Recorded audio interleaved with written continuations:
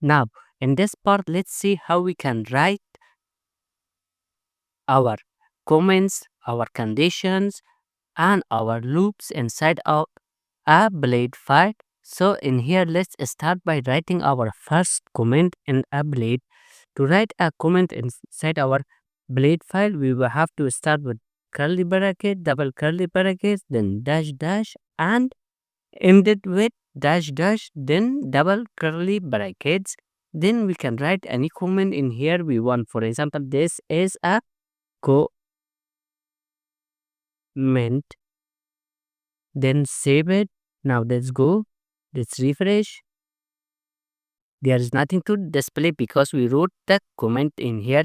This can be a single line or multi-line as you want. For example, this is a second comment.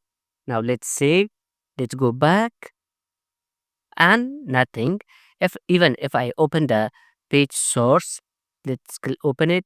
You guys can see there is no comment available in here because the blade file is rendered in the server side, not in the client side. For example, let's write an HTML comment in here. So let's type an HTML comment, and in here, this is a HTML comment. Let's save. Now let's go back, refresh. Now I can see the HTML comment in here, but I don't see any comments of blade because those codes, all of them are rendered in the server side. So this is how we can write a comment. Now let's see how we can write our for loop or our loops. To write a loop, for example, let's say in here I want to write a loop.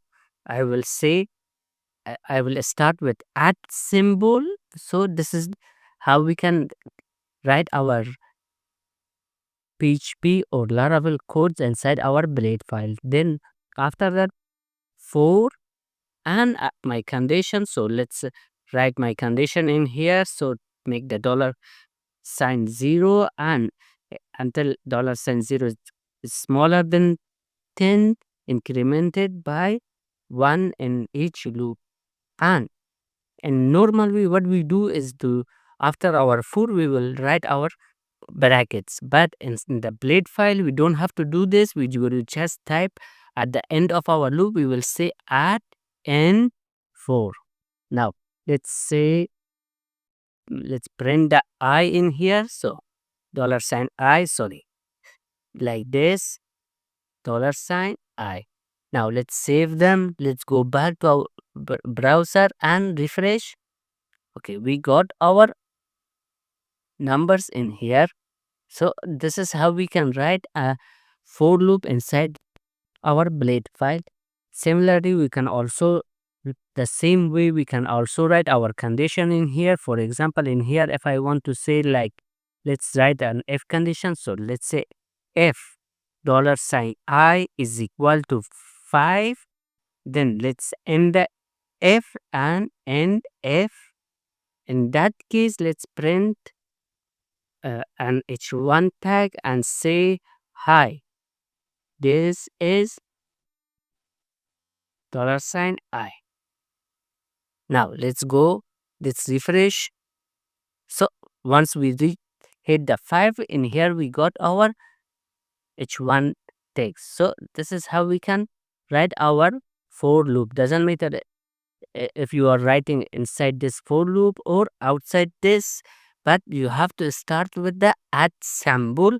In here, if you come to Laravel documentations and go to the basic, then scroll down blade template.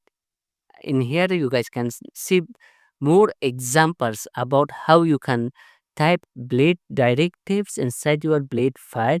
So in here you guys can see I have if, else, and if.